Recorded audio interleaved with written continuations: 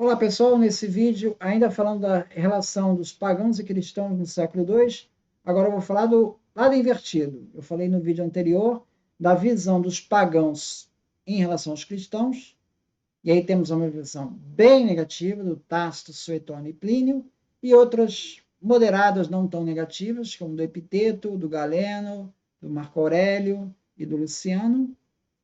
E agora eu vou falar o contrário, ou seja, o que os cristãos achavam da filosofia dos pagãos, né? Vai tratar sobre isso aí na época do Paulo, né? Que é o Paulo do mundo greco-romano. Ele vai falar dessa formação do Paulo e de como isso influenciou os textos de Paulo, né? Essa visão do Paulo do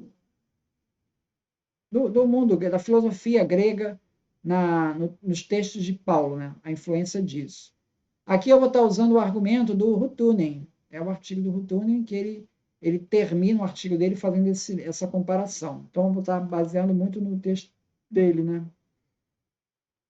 Bom, então, os cristãos, eles procuravam claramente reconhecimento filosófico, entendendo a filosofia como uma categoria positiva, isso no século II.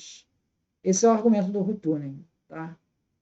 Ele vai mostrar, vai tentar provar isso. Né? Primeiro problema que ele vai ter que enfrentar, o Hutunen, é o tertuliano. Porque o Tertuliano, em Prescrição contra os hereges, capítulo 7, ele é bastante crítico com relação à filosofia. Né? Ele faz referências a Colossenses 2:8 e Atos 17:7. Em Atos 17:7, Tertuliano fala da visita de Paulo ao Aerópago, né, lá em Atenas. Então, ele discutiu na sinagoga com os judeus e as pessoas devotas, e também no mercado todos os dias, com aqueles que por acaso estavam lá. Também alguns filósofos epicuristas e estoicos debateram com ele. Tertuliano quer dizer que Atenas e Jerusalém não deveriam ter nada em comum, mas, na verdade, eles têm muito em comum. O ataque de Tertuliano à filosofia tem como pano de fundo seu ataque aos teólogos cristãos, cuja opinião ele não aceitava. Ele os culpou pelas heresias decorrentes da mistura de fé e filosofia, e ele diz assim: acabem com todas as tentativas de produzir um cristianismo manchado de composição estoica, platônica e dialética, exclama Tertuliano. Lembre-se que a gente está no século II, gnosticismo está forte aí, o gnosticismo é exatamente essa mescla com a doutrina greco-romana, né? Então, o Tertuliano é contra totalmente qualquer tipo de mistura. Mas essa mistura já está presente lá em Paulo, tá? A dura crítica de Tertuliano à filosofia parece ser mais um recurso retórico, ocasional, do que uma posição teológica consistente. Uma leitura mais atenta revela referências de Tertuliano que não apresenta uma posição intransigente em relação à filosofia de Colossenses 2,16. Aí se diz assim: não deixe ninguém condená-lo em questões de comida e bebida ou de observar festivais, luas novas ou sábados. Estas são apenas uma sombra do que há por vir, mas a substância pertence a Cristo. Essa passagem, ela aparece em Colossenses 2,16, né? Colossenses 2:6. Portanto, ninguém vos julgue comer ou pelo beber ou por causa de dias de festa, da lua nova ou dos sábados, que são sombras das coisas futuras, mas o corpo é de Cristo. Então, isso está se referindo aqui a essas práticas aqui do mundo greco-romano, né? Que são sombras das coisas futuras. Há um certo desprezo, né, para essa cultura, né? No entanto, Rutuni vai dizer o seguinte: não é um desprezo pela cultura greco-romana. Parece haver uma grande similaridade com o tema da alegoria da caverna de Platão, na República. né, que Platão também fala que essas coisas são sombras da realidade. Então, essa referência às sombras do que há por vir, que aparece em Colossenses, parece remeter à caverna de Platão. É uma influência da caverna de Platão. Outro ponto que o Rotunen destaca é que Justino Mártir, ele tem uma formação filosófica. Ele estudou filosofia, depois se converteu ao cristianismo. Então ele faz uma série de paralelos com Sócrates e Paulo no Areópago. Paulo é censurado por ser um proclamador de divindades estrangeiras, que nem Sócrates também. Sócrates foi acusado de Xenofonte a proclamar novas divindades. Então existe um paralelo entre as falas de Sócrates e a fala de Paulo no Areópago, né? Isso já é apontado pelo Justino Mártir, em Segunda Apologia, capítulo 10.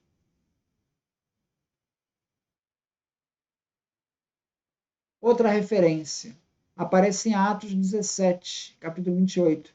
Diz assim: pois todos nós também somos descendência dele. Bom, essas palavras coincidem com a dos versos iniciais do poema do estoico Aratus. Ele diz assim: pois todos nós também somos descendência dele, Arato. Aparece lá do estoico Aratus. Esse poema do Arato, ele era muito famoso e celebrado na antiguidade. Foi traduzido várias vezes para o latim por Cícero, por Ovídio. O judeu Aristóbulo de Alexandria citou no século II a.C., o que mostra que o poema também era conhecido entre os judeus, na esfera judaica. A ideia estoica de Arato de que Deus permeia todo o universo está de acordo com o discurso de Paulo no Areópago. Então, isso sugere que existe um reflexo disso em Atos 17.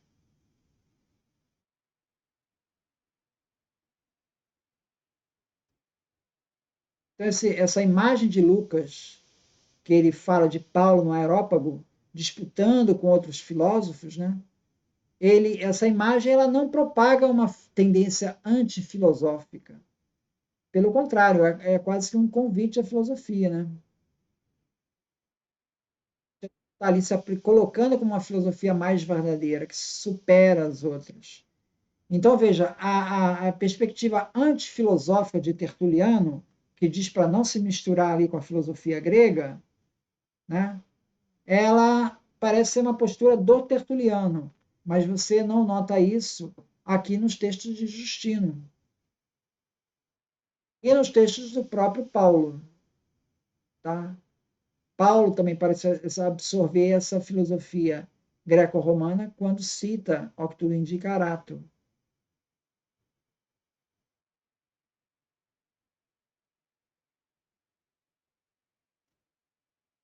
O Tunen, ele traça paralelos ali entre os textos de Paulo e, por exemplo, com 1 Coríntios, capítulo 7, do 17 a 24, com referências muito próximas ao estoicismo. E ali ele diz que, então, poderíamos dizer, falar até, chamar até de um estoicismo cristão.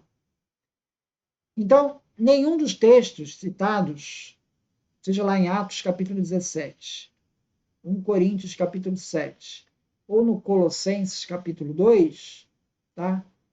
Nenhum deles apresenta um desconhecimento da filosofia, é uma oposição entre cristãos e Atenas, como coloca Tertuliano.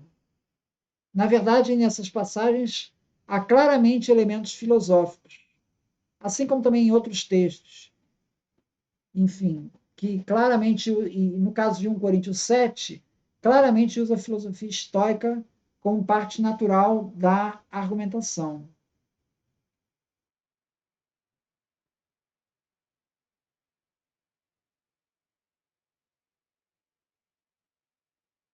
Então,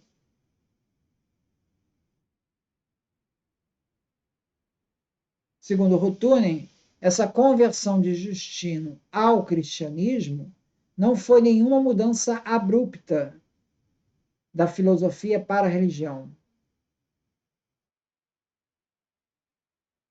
De certa forma, Justino cristianiza a tradição intelectual grega, ao dizer que o cristianismo não a contradiz, mas a completa. Essa estratégia apologética, para procurar um reconhecimento no meio intelectual greco-romano, continuou mesmo depois de Justino. Então, ele encerra o argumento, né, citando então que tem essa vocação para a filosofia, para essa mescla desses elementos, já aparecem ali em Justino e aparecem mesmo nos textos de Paulo, já começam a aparecer. Então, mostra que não há por parte do cristianismo essa intenção de uma ruptura com a filosofia greco-romana. Muito obrigado, então.